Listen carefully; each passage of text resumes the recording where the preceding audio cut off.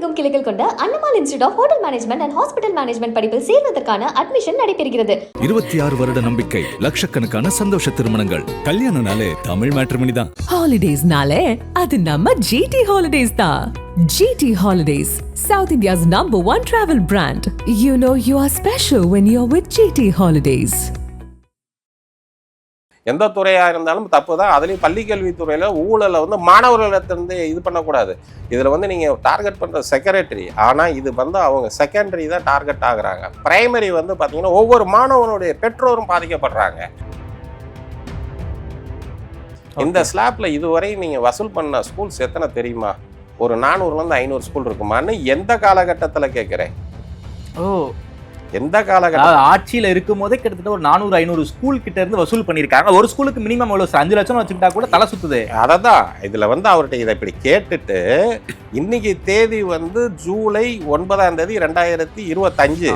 நீங்க எவ்வளவு target fix பண்ணிருக்கீங்க அப்படின்னு அவர்கிட்ட பதிலே இல்லை. சொல்லி அரசகுமாருக்கு என்ன ரோல் இதுல? அரசகுமார் தான் நான் வந்து இந்த 3 விஷயங்களும் பண்ணித்தாரேன். நான் வந்து ரொம்ப க்ளோஸ் வித் முதலமைச்சரோட முதல் குடும்பத்துல நான் ரொம்ப க்ளோஸு. நான் வந்து டிஎம்கேல முக்கிய பொறுப்புல இருக்கிறேன். அதை போக மினிஸ்டருக்கு நான் க்ளோஸு. இன்னொன்று இனாகிரேஷன்லேயே நான் ஆர்கனைஸ் பண்ணதில் தானே பொலிட்டிக்கல் பிஏல இருந்துட்டு மினிஸ்டர் முதல் கொண்டு வந்தாங்க. ஸோ இந்த ஸ்கேமுக்கு ஃபேஸ் வந்து அரசகுமார் தான். தமிழ்நாடு பிரைவேட் ஸ்கூல் அசோசியேஷன் சொல்லி இவர் இந்த பார்ட்டி ஃபண்டு மட்டும் வாங்கலை, சந்தா வருஷம் சந்தா கொண்டு வாங்கியிருக்காரு. ஓகே. அது சிட்டி யூனியன் பேங்க்ல அது அன்ஆத்தரைஸ்டு ஒரு அசோசியேஷன் பேர்ல அது இருக்குது. அந்த அசோசியேஷனை ரெஜிஸ்டர் பண்ணலையா அவங்க? இன்னைக்கு வரையும் அது ரெஜிஸ்டர் ஆகல. ரெஜிஸ்டர் பண்ணாம எப்படி சார் பேங்க் அக்கௌண்ட் ஓபன் பண்ண முடியும்? அது அவருடைய இன்ஃப்ளூயன்ஸ். மதிப்புக்குரிய மாண்புமிகு ஜோசப் விஜய் ஐயா வந்த பிறகு இதெல்லாம் தூசி தட்டி எடுக்கிறாங்க. இதெல்லாம் தாண்டி வந்து தொடவும் மாட்டேன், தொடவும் விட மாட்டேன், தொட்டவனை விடவும் மாட்டேன் அப்படிங்கிறதெல்லாம் எனக்கு கரெக்டாக இருக்குது. நானும் பப்ளிக்கில் என்ன நடக்குதுன்னு பார்க்குறேன். எங்கேயுமே கரப்ஷன்ஸுங்கிறது ரொம்ப ரொம்ப ரொம்ப குறைஞ்சிருச்சு. ஸோ இந்த நம்பிக்கையில் தான் சார் நாங்கள் கொடுக்கணுங்கிற ஒரு இடத்துக்கு வந்துட்டோம். ஆனால் வந்து அரசகுமாரோடைய பிளட் ரிலேஷன் சைடில் இருந்து கம்ப்ளைண்ட் கொடுத்தா உங்களுக்கு பணம் வரும், ஆனால் அடுத்து எங்கள் பீரியடு தான் நாங்கள் தான் ரூலிங் பார்ட்டியாக வருவோம், நீ எப்படி ஸ்கூலை ரன் பண்ணுவேன்னு வேற மிரட்டுறாங்க. கம்ப்ளைண்ட் கொடுக்க முடியாத அளவுக்கு இப்போ திமுக மிரட்டுறாங்களா? ஆதனையர்களுக்கு அன்பு வணக்கம். இன்று நம்மோடு சமூக செயற்பாட்டாளர் திருமிகு செந்தில் கண்ணன் அவர்கள் நம்மோடு உள்ளார். வணக்கம் செந்தில் சார். வணக்கம் தாமரை. நலமா இருக்கீங்களா சார்? நல்லா இருக்கேன். நீங்கள் எப்படி இருக்கீங்க? நலம், மகிழ்ச்சி. சமீபத்தில் ஒரு மிகப்பெரிய ஒரு ஸ்கேம் பள்ளிக்கல்வித்துறையை மிகப்பெரிய அளவில் உலுக்கி இருக்கு. குறிப்பாக தனியார் பள்ளிகளை குறிவைத்து எக்ஸாக்ட் ஃபிகர் எவ்வளோ நமக்கு தெரியல, ஒரு 300 கோடி 400 கோடின்னு சொல்கிறாங்க. தனியார் பள்ளிகளுக்கு நான் அங்கீகாரம் வாங்கித்தரேன், அப்கிரேடேஷன் பண்ணித்தரேன் அப்படின்னு சொல்லி தனியார் பள்ளிகளை மட்டுமே குறிவைத்து ஒரு மிகப்பெரிய ஒரு மோசடி நடந்திருக்கு. ஸோ அதனுடைய ப்ரெஸ் மீட் ஏகப்பட்ட விஷயங்கள் நாமெல்லாம் பார்த்துக்கிட்டு இருக்கோம். அதில் ஒரு மிகப்பெரிய ஒரு பிரேக் த்ரூ திமுகவுடைய ஒரு நிர்வாகி, ஒரு முக்கிய புள்ளி பிடி அரசகுமார், அவரை இந்த ஸ்கேமில் வந்து அரெஸ்ட் பண்ணியிருக்காங்க. அது மட்டும் இல்லாமல் அன்பில் மகேஷ் வரைக்கும் இந்த விஷயம் போகுது. அவருடைய பொலிட்டிக்கல் முத்துக்குமார் அவர் வரைக்கும் பேர் அடிபட்டிருக்கு. அவர் அப்ஸ்கான்னு சொல்கிறாங்க. கோர்ட் நோட்டீஸ்லாம் கொடுத்துருப்பதாக தகவல். அரசியல்லாம் பின்னாடி பேசலாம் சார். குறிப்பாக இந்த ஸ்கேம் தனியார் பள்ளிகளை மட்டும் குறி வச்சு பண்ணியிருக்காங்க. எப்படி இது நடந்திருக்கு? ஏன் வந்து தனியார் பள்ளிகளுக்கு அப்படி என்ன பிரச்சனை இருக்குது? குறிப்பாக இதனுடைய ஊழலுடைய ஊற்றுக்கண் எங்கே ஆரம்பிக்குது சார்? அதை பற்றி கொஞ்சம் விரிவாக சொல்லுங்கள் சார்.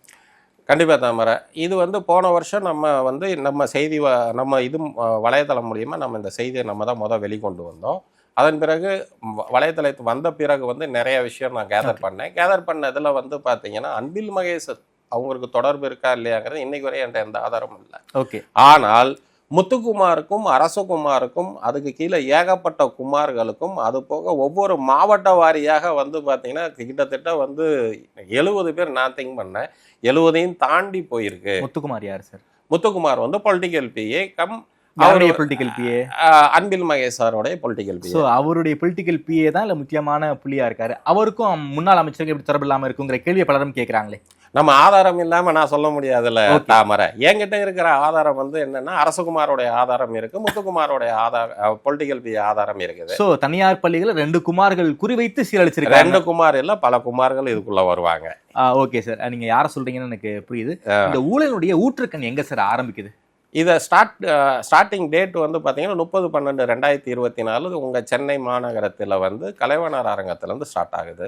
அதன் பிறகு வந்து February 25, 2025 இருந்து பார்த்தீங்கன்னா சென்னையில் வந்து 4.5 பாயிண்ட்டோ வச்சு மிகப்பெரிய தொகை அன்னைக்கே வந்து பல 100 கோடி ரூபா ரிசீவ் பண்ணியிருக்கிறாங்க. எதற்காக ரிசீவ் பண்ணியிருக்காங்க அப்படின்னு கேட்டால் இவங்க ஃபுல்லாக டார்கெட் பண்ணது வந்து பார்த்தீங்கன்னா பிரைவேட் ஸ்கூலை தான் டார்கெட் பண்ணாங்க. பிரைவேட் ஸ்கூலை எதுக்கு டார்கெட் பண்ணணும்? பிரைவேட் ஸ்கூலில் வந்து பார்த்தீங்கன்னா எவ்ரி 3 years அவங்க ஒரு விஷயத்தை வந்து ஹெடில் இது ஃபேஸ் பண்ணுவாங்க. என்ன ஃபேஸ் பண்ணுவாங்க சார்? அதாவது வந்து இன்ஸ்பெக்ஷன் பண்ணதுக்கு அப்புறம் தான் ரெனிவல் தருவாங்க. அந்த ஸ்கூலுக்கான ரெனிவல். இது எதனால உருவாச்சு, எந்த காலகட்டத்தில் உருவாச்சுன்னா கும்பகோணத்தில் நடந்த இன்சிடென்ட் தீ விபத்து எல்லாத்துக்கும் தெரியும். அதுல இருந்து இது வந்து எவ்ரி 3 years இன்ஸ்பெக்ஷன் பண்ணணும் சொல்லி இது ஒரு விஷயம். Government order, high court order, okay, ஜிஓவா வந்து ஃப்ரேமே ஆகி வந்துருச்சு. இது வந்து ஜெயலலிதா அம்மையார் பீரியட்லேயே வந்துருச்சு. அப்புறம் வந்துட்டு இந்த 3 வருஷத்துக்கு ஒரு தடவை சில லட்சங்கள் நம்ம செலவு பண்ண வேண்டியிருக்கு எவ்ரி 3 years. இதே பெர்மனன்ட் ரெகனைசேஷன் ஆயிடுச்சுன்னா நம்ம இதை பண்ண தேவையில்லையே அப்படிங்கிற ஒரு கிரிட்டீரியா. 2வது விஷயம் வந்து பாத்தீங்கன்னா மிடில் ஸ்கூல், அதாவது பிரைமரி ஸ்கூலை மிடில் ஸ்கூலா அப்கிரேட் பண்ணணும். அதாவது 5வது வரைக்கும் இருக்கிற ஸ்கூலை 8வது வரைக்கும் தரம் உயர்த்தணும். அதுல வந்து என்ன மாதிரி பிரச்சனைகளை ஃபேஸ் பண்ணுவாங்க அப்படின்னு கேட்டீங்கன்னா அதுக்கு ஒரு சில ஏரியா, அதாவது அந்த ஸ்கூல் ஏரியா இருக்கணும், அதன் போக கிளாஸ் ரூம்ஸ் இருக்கணும், இந்த மாதிரி விஷயங்கள்லாம் இருக்கணும். இதெல்லாம் இன்ஸ்பெக்ஷன் பண்ணாமையே வந்து எமர்ஜென்சி பீரியட்ல கொடுக்குற மாதிரி கொடுத்துடலாம் அப்படிங்கிற அதை ஒரு டார்கெட்டு. சரி. 3வது விஷயம் வந்து பாத்தீங்க அப்படின்னா பள்ளியில் இருக்கக்கூடிய மாணவர்கள் எண்ணிக்கை அதெல்லாம் பேஸ் பண்ணி ஒரு டிடிசிபி அப்ரூவல்னு ஒன்று உண்டு. ஓகே. இவங்க வந்து எப்படின்னா ஒவ்வொரு காலகட்டத்தை ஒவ்வொரு வருஷத்துலையும் குழந்தைங்க எண்ணிக்கை கூடும் பொழுது இவங்க என்ன பண்ணுவாங்க அப்படின்னு கேட்டீங்கன்னா இருக்கிற ஏரியாக்குள்ளே பில்டிங் கட்டுவாங்க. ஓகே. அந்த பில்டிங் கட்டுறதுக்கு இவங்க அப்ரூவல் போடும். ஓகே. சோ பில்டிங் கட்டறதுக்கு அப்ரூவல் வேணும். ஆமா, அந்த டிடிசிபி அப்ரூவல் தானே அது டிடிசிபி அப்ரூவல் தான். ஓகே. அது போக இன்னொரு விஷயம் என்னன்னா இவ்வளவு ஸ்ட்ரென்த்துக்கு வந்து இவ்வளவு ஏரியா இருக்குன்னு சொல்லி ஒரு ஃப்ரேம்டு இது இருக்கு. எஸ், ஆமா. சோ அந்த மாதிரியும் வந்து இருக்காது. ஏன்னா ஸ்டார்ட் பண்ணும்போது இவங்க சிறுசாதான் ஆரம்பிப்பாங்க. அதுக்கப்புறம் நம்பர் ஆஃப் ஸ்டூடெண்ட்ஸ் கூட இவங்க ஸ்கூலோட ஏரியாவும் கொஞ்சம் எக்ஸ்பேண்ட் ஆகணும்.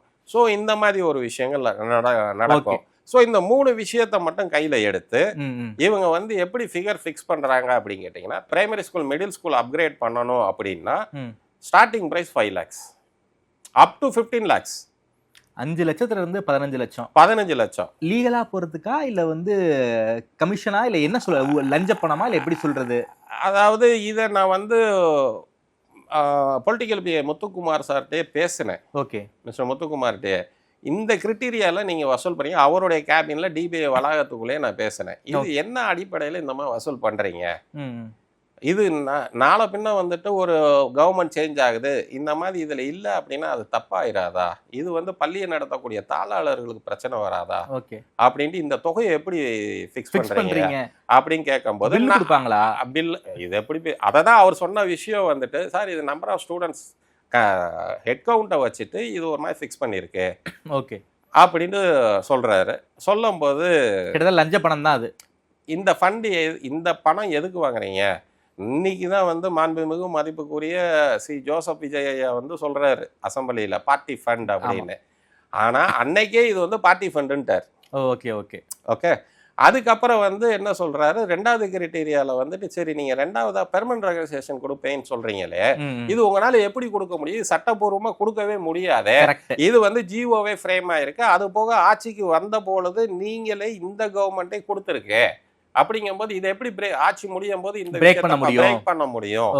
இது என்ன இதுல இது பண்ணிருக்கீங்க? சரி இதுக்கு என்ன ஃபிகர் ஃபிக்ஸ் பண்ணிருக்கீங்க அப்படின்னு அவர்கிட்ட கேட்கும்போது அவரு அப்படியே மலுப்புறாரு. சரி நான் உங்களுக்கு எனக்கு தெரிஞ்ச இன்ஃபர்மேஷனை சொல்றேன். Starting price 10 lakh up to 25 lakh ஒரு ஸ்கூலுக்கு, அதாவது பெர்மனன்ட் ரெகனைசேஷனுக்கு அப்படின்னு.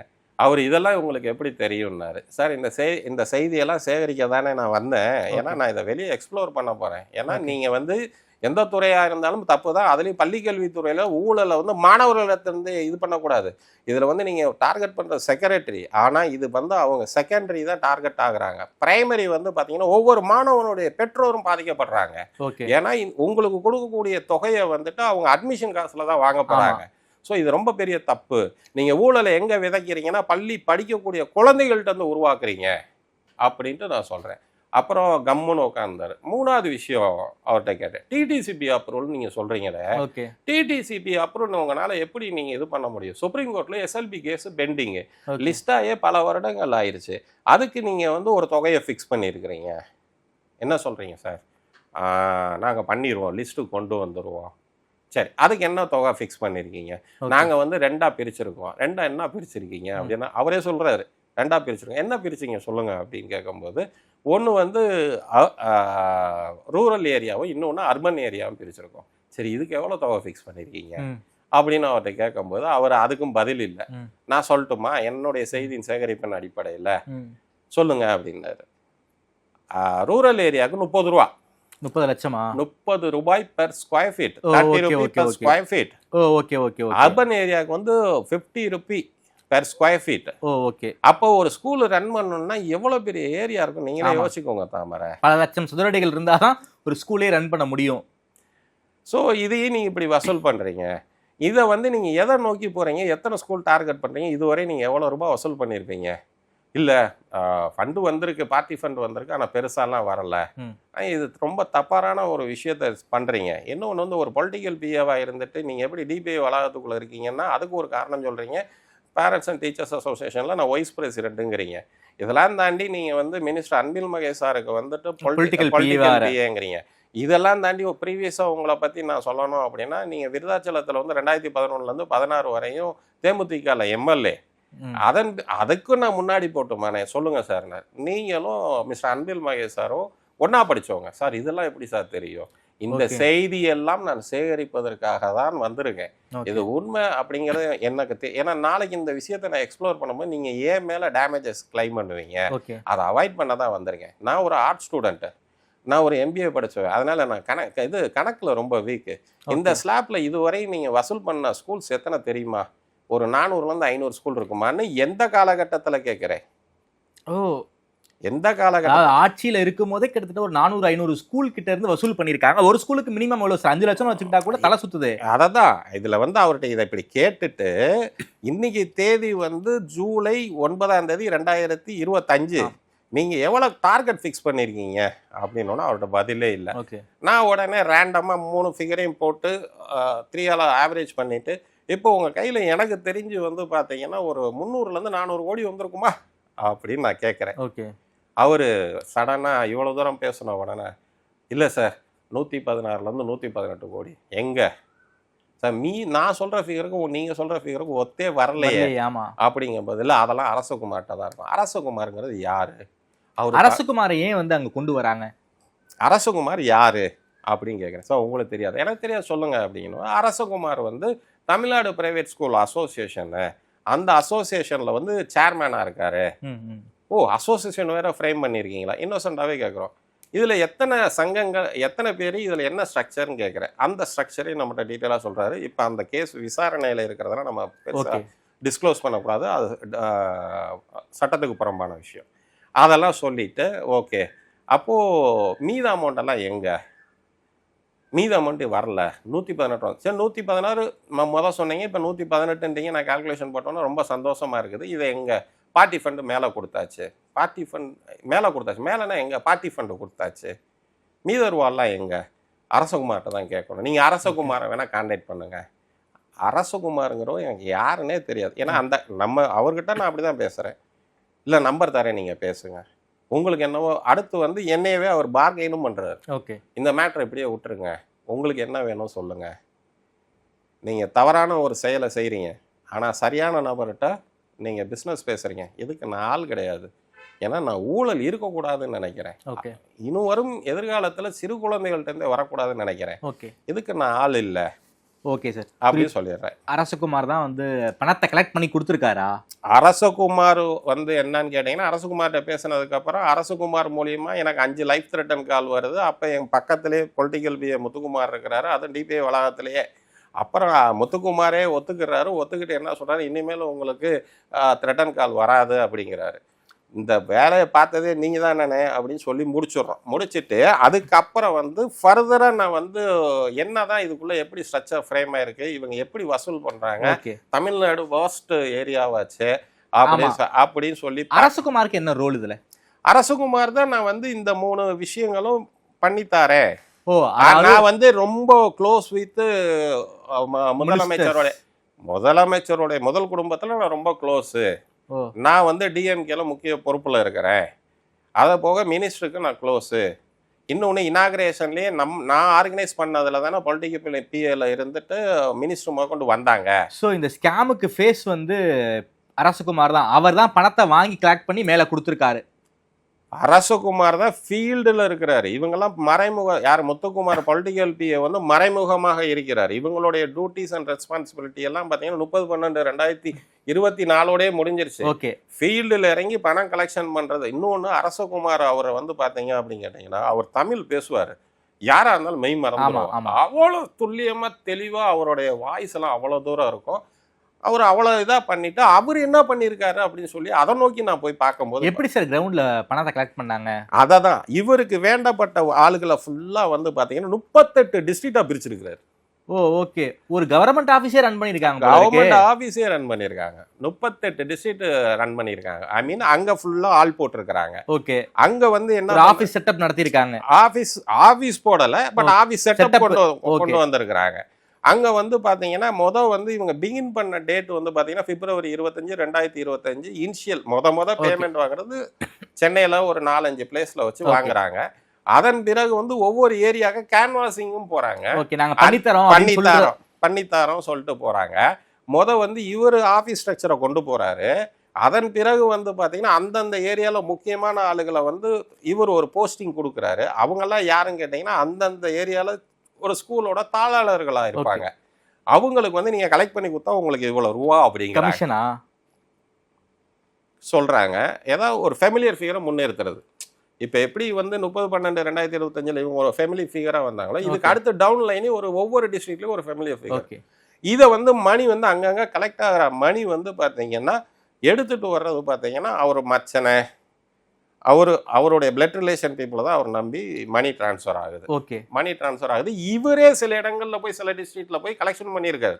ஓகே, அது வந்து டெக்னாலஜி ஓரியன்டா எந்த தேதி எந்த இடம் எந்த டிஸ்ட்ரிக்ட்ங்கிறது ஆணையாளர் சென்னை ஆணையாளர்கிட்ட நாங்கள் கிளியரா போனோம். பணத்தை எப்படி சார் வாங்கினாங்க?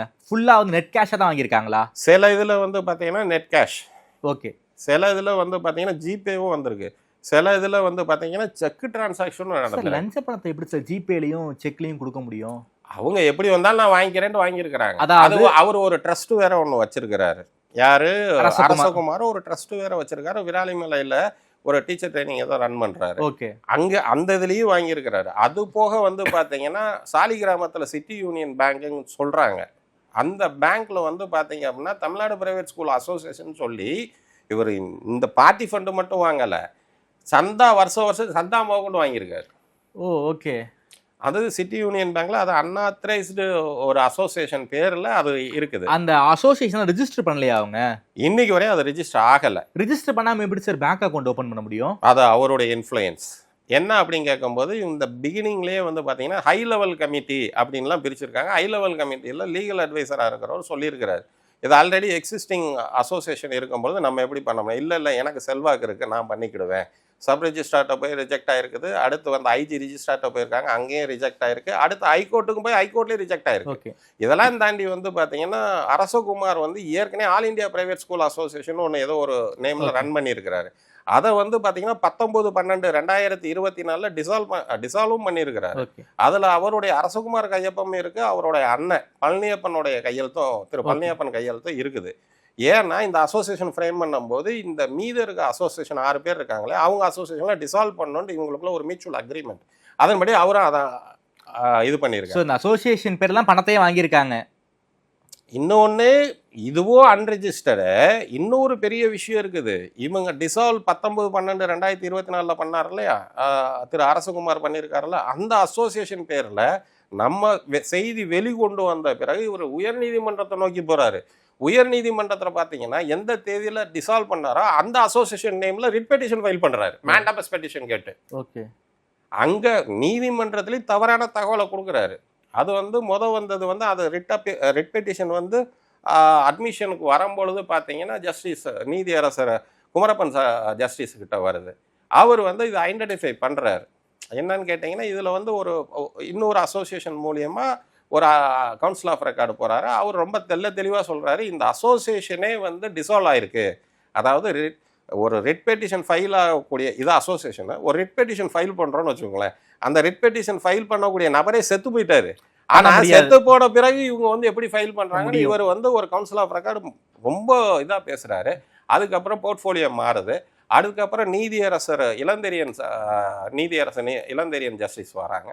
அங்கே வரும்போது பார்த்தீங்க அப்படின்னா அங்கே பெரிய லெவலில் பெரிய அதிகாரி வந்து பெரிய கவுன்சில் ஆஃப் அதாவது அந்த சீனியர் அட்வொகேட் வந்து அப்பியர் ஆகி, ஆனால் அதுலேயும் வந்து பார்த்தீங்கன்னா அந்த ஜட்ஜ்மெண்ட் ப்ரொனவுன்ஸ் பண்ணியிருப்பார் இல்லையா ஜஸ்டிஸ் இளந்தெரியன், அவர் வந்து ரொம்ப கிளியராக 15வது பேரால் சொல்லியிருப்பார், இது வந்து இந்த ரிட் பெட்டிஷனுடைய அசோசியேஷன் கேன்சல் ஆகிருக்கு அப்படிங்கிற தகவலையும் பதிவு பண்ணுறேன். ஓகே, எனியோ பிரைவேட் ஸ்கூலோட merit and consider pass order within 8 வீக்ஸ்ன்னு போடுறாங்க. ஓகே, அதாவது நான் செய்தியை வெளிக்கொண்டு வந்த பிறகு இவங்களுக்கு வசூல் குறையுது.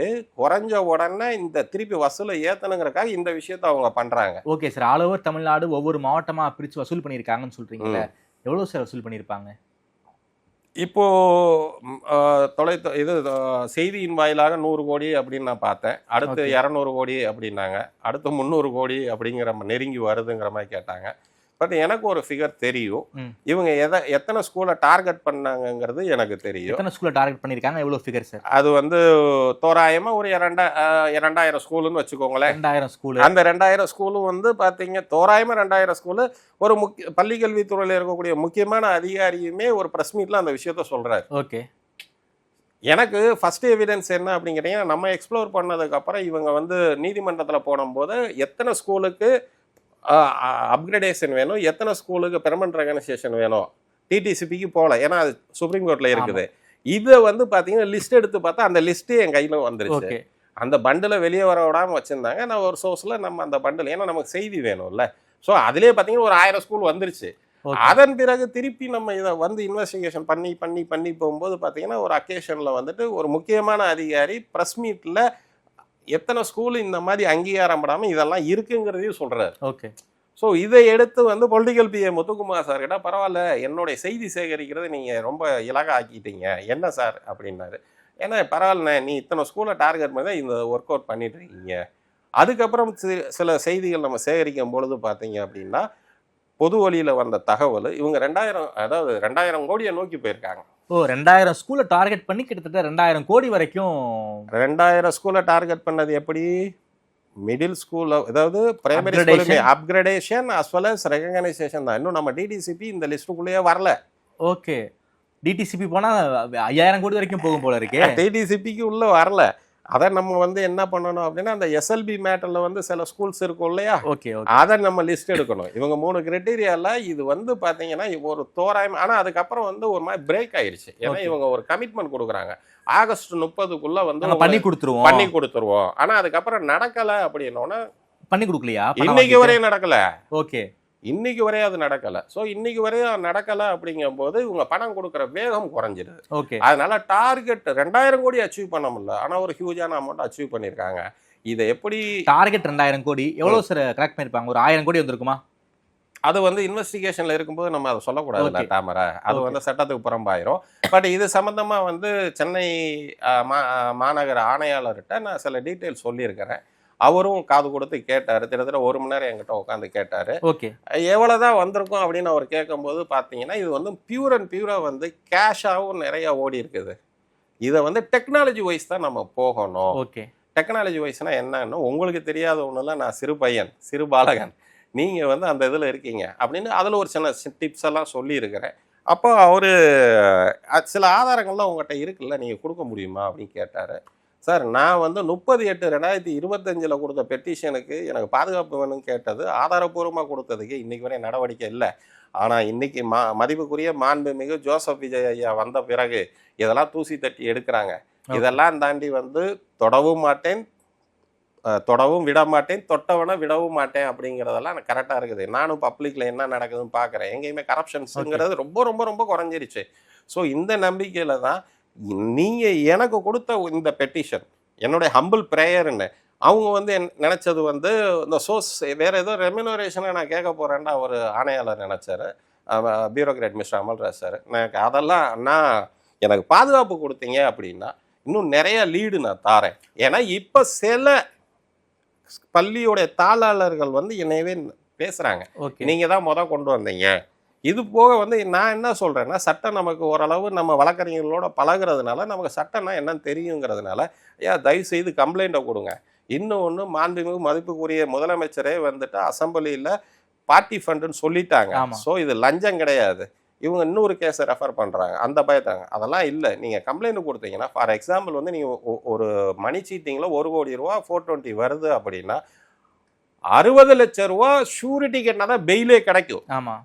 ஸோ தயவு செய்து இன்னும் நாள் கொஞ்சம் வெளியே வாங்க, வந்துட்டு கம்ப்ளைண்ட்டை கொடுங்க. இன்னொன்று காவல்துறையும் உங்ககிட்ட வந்து கம்ப்ளைண்ட்டை என்கரேஜ் பண்ணுது, நீங்கள் கொண்டு வந்து கொடுங்கங்கிறாங்க. இன்னும் உங்களுக்கு என்ன பயம் அப்படிங்கும்போது சில தாளாளர்கள் என்ன சொல்கிறாங்க, சார் நாங்கள் கொடுக்கணுங்கிற ஒரு இடத்துக்கு வந்துட்டோம், ஆனால் வந்து அரசகுமாரோடைய பிளட் ரிலேஷன் சைடில் இருந்து கம்ப்ளைண்ட் கொடுத்தா உங்களுக்கு பணம் வரும், ஆனால் அடுத்து எங்கள் பீரியடு தான் நாங்கள் தான் ரூலிங் பார்ட்டியாக வருவோம், நீ எப்படி ஸ்கூலை ரன் பண்ணுவேன்னு வேற மிரட்டுறாங்க. கம்ப்ளைண்ட் கொடுக்க முடியாத அளவுக்கு இப்போ திமுக மிரட்டுறாங்களா? அரசகுமாரோடைய பிளட் ரிலேஷன் மிரட்டுறாங்க. ஓகே, இந்த மாதிரி மிரட்டுறாங்க. அப்படிங்கும்போது நாங்கள் என்ன தான் பண்ணுறது அப்படின்னா, அப்போ கடைசி வரையும் சாகும்போது மரணப்படுக்கை போகும் வரையும் நீங்கள் வந்து ஏமாந்துட்டோங்கிறதெல்லாம் இருக்க போகிறீங்களா தாளாளர்களே அப்படின்னு கேட்டேன். இந்த விஷயம் வந்து நான் சென்னையில் வந்து ஆணையாளரை பார்த்தது யாருக்குமே தெரியாது, நான் சென்னை வந்ததே தெரியாது. பட் இது அவங்க ஆள் போட்டு வெளியில் வாட்ச் பண்ணுறாங்க. Okay sir. வாட்ச் பண்ணதன் அடிப்படையில் போன சனிக்கிழமை ஒரு பள்ளி தாளாளர் வந்து மதுரையில் 50 பள்ளி சார் நாங்கள் வந்து ஒன்றாவே வந்து நாங்கள் ஒரே மாதிரியாக வந்து நாங்கள் எவ்வளோ கொடுத்தோம், எங்கே கொடுத்தோம், எக்ஸ்போஸ் பண்ணாங்க, அதை யார்கிட்ட கொடுத்தோம், இன்னொன்று அரசகுமார்கிட்ட கொடுங்கன்னு யார் ஃபோர்ஸ் பண்ணாங்க, அந்த பேர் மோக்கும் நாங்கள் சொல்கிறோம் அப்படின்னு சொல்லிட்டு ஒரு 50 பேருடைய ஸ்கூலோடைய ஃபோன் நம்பர்ஸோட எனக்கு அனுப்பியிருக்காங்க பர்சனலாக. ஒரு போராட்டம் கூட சமீபத்தில் நடந்துச்சு போல இருக்கே சார். அதெல்லாம் வந்து இனிமேல் களையப்படும் ஓகே விசாரணை வளையத்திற்குள்ள. ஏன்னா போலீஸோட இன்வெஸ்டிகேஷன் தெரியும் இல்லையா. இன்னொன்று நான் போலீஸ் ஃபேமிலிங்கிறதுனால அவங்க யாரையுமே நம்ப மாட்டாங்க. ஓகே, நீங்கள் பிராதே கொடுத்தாலும் அவங்க எஸ்ஓசி எப்படி இருக்கும்னா இந்த பிராது உண்மையாங்கிறது பார்ப்பாங்க. அதாவது மிட் பாயிண்ட்ல இருந்து தான் அவங்க இன்வெஸ்டிகேஷன் டிராவல். Okay sir. அதான் அரசகுமார் வரைக்கும் கைது பண்ணிட்டாங்க. இன்னும் போலீஸ் என்ன பண்ணணும்னு நினைக்கிறீங்க? இப்போ வந்து அவரை கஸ்டடி எடுத்திருக்கிறாங்க, அவரை விசாரிச்சிட்டு இருக்கிறாங்க.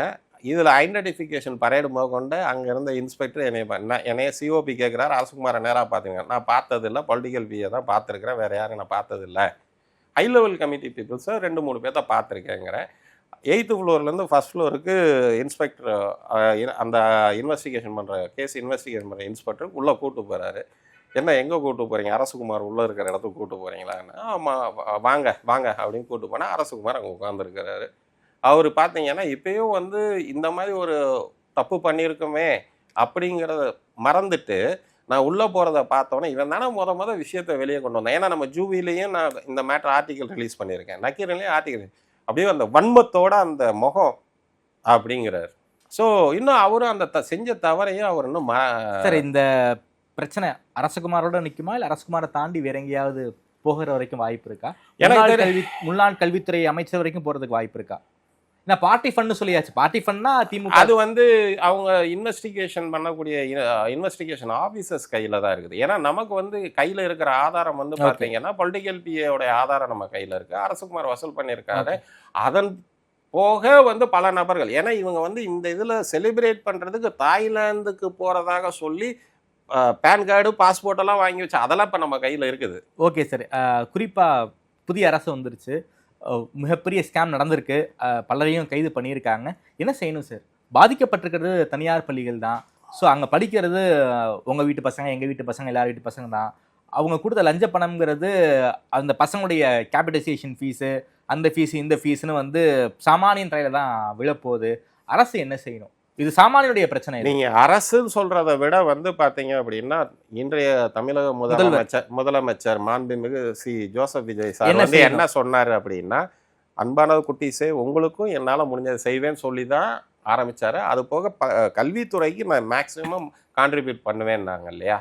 அவர்கிட்ட இந்த செய்தியின் வாயிலாக வந்து நம்ம கேட்கக்கூடிய விஷயம் என்னன்னா, பாதிக்கப்பட்டவங்ககிட்ட, அதாவது பாதிக்கப்பட்டு பெட்டிஷன் கொடுக்குறாங்க, அவங்களுக்கு கொஞ்சம் இன்னும் ஒரு ஃப்ரீ இது கொடுத்து பாதுகாப்பு கொடுத்து கலெக்ட் பண்ணிட்டு கான்ஃபிடென்ஷியலாக வச்சுட்டு, ஏன்னா இந்த மாதிரி பல ஸ்கேம்ஸ் எல்லாம் நடந்திருக்கு, அதெல்லாம் அப்படி பண்ணியிருக்காங்க, அதெல்லாம் எடுத்து ப்ராப்பராக இன்வெஸ்டிகேட் பண்ணி தாளாளர்கள் கையில் திருப்பி கொடுத்துட்டு, தாளாளர்கள்ட்ட நீங்கள் இந்த மாதிரி கொடுத்ததை நான் இந்த மாதிரி வாங்கி கொடுத்துருக்கேன், நீங்கள் உங்களுடைய கேபிட்டேஷனையும் அட்மிஷன் ஃபீஸையும் உங்களுடைய டேர்ம் ஃபீஸையும் கம்மி பண்ணிட்டு குழந்தைகளுக்கு நல்லபடியாக அதே மாதிரி உங்கள் பள்ளியில் வேலை பார்க்கக்கூடிய டீச்சர்ஸும் கொஞ்சம் சம்பளமும் கூட்டி விடுங்கன்னு சொன்னால் கண்டிப்பாக தாளாளர் பெருமக்கள் பண்ணுவாங்க.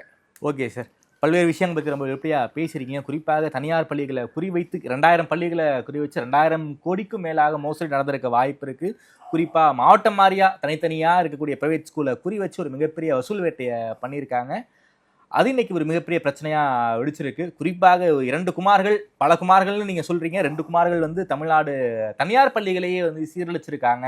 பல்வேறு விஷயங்களை பற்றி ரொம்ப எப்படியாக பேசியிருக்கீங்க. தமிழ்நாடு அரசு இதில் வந்து உரிய கவனம் செலுத்தணும், பல்வேறு பெரும் புள்ளிகளை வந்து இது போக தாமரை இன்னொரு விஷயம், இந்த கேஸை வந்து பாத்தீங்கன்னா டெக்னாலஜியை யூட்டிலைஸ் பண்ணினா மிகப்பெரிய விஷயம் அரசாங்கத்துக்கு வெளியே தெரிய வரும். ஓகே சார், இன்னைக்கும் பாத்தீங்க அப்படின்னா இவ்வளவு பெரிய விஷயம், இவ்வளவு நேர்த்தியான அரசாங்கம் நடந்துட்டு இருக்கு, கரப்ஷன் எங்கேயுமே இல்லை. தனிப்பட்ட முறையில நான் மதுரை கலெக்டரேட்டுக்குள்ள போனேன், என்னுடைய தனிப்பட்ட ஒரு விஷயத்திற்கு காசு வாங்க பயப்படுறாங்க.